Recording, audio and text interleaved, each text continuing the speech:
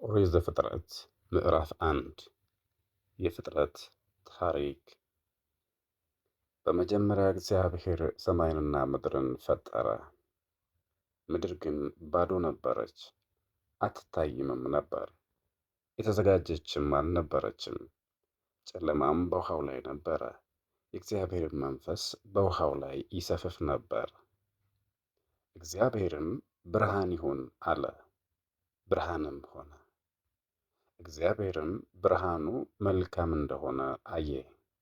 እግዚአብሔርም በብርሃኑና በጨለማው መካከል ለየ። እግዚአብሔርም ብርሃኑን ቀን፣ ጨለማውንም ሌሊት ብሎ ጠራው። ማታም ሆነ ጠዋትም ሆነ አንደኛ ቀን ሆነ። እግዚአብሔርም በውሃው መካከል ጠፈር ይሁን፣ በውሃና በውሃ መካከልም ይለይ አለ። እንዲሁም ሆነ።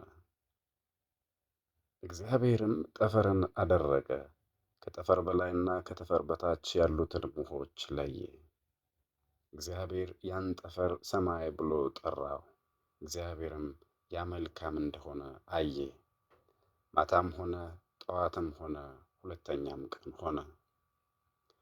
እግዚአብሔር ከሰማይ በታች ያለው ውሃ በአንድ ስፍራ ይሰብሰብ፣ የብሱም ይገለጥ አለ። እንዲሁም ሆነ።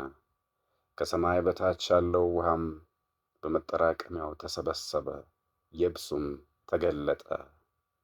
እግዚአብሔርም የብሱን ምድር ብሎ ጠራው፣ የውሃ መጠራቀሚያውንም ባሕር ብሎ ጠራው። እግዚአብሔርም ያ መልካም እንደሆነ አየ።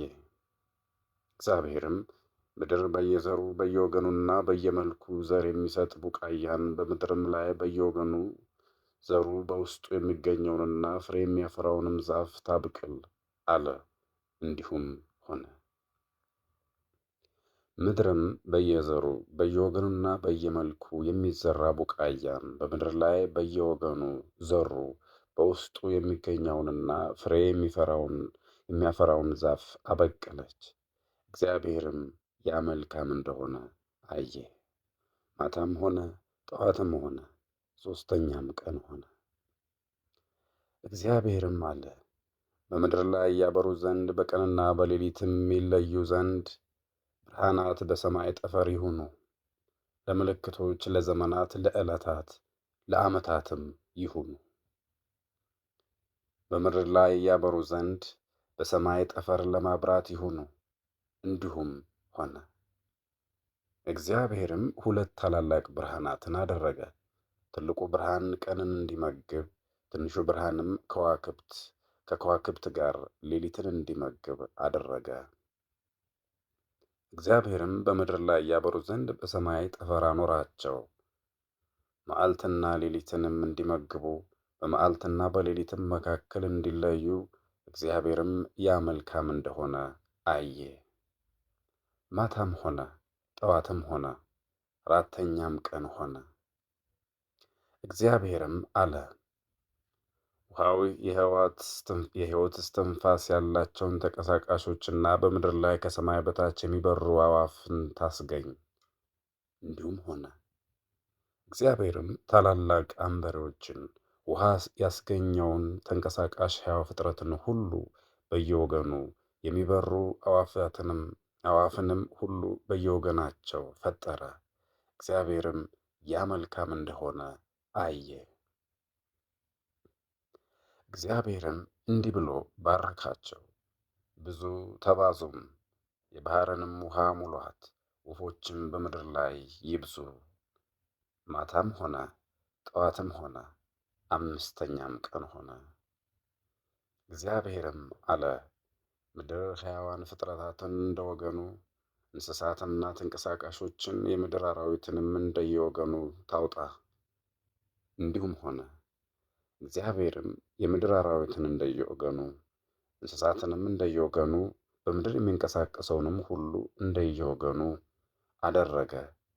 እግዚአብሔርም ያ መልካም እንደሆነ አየ።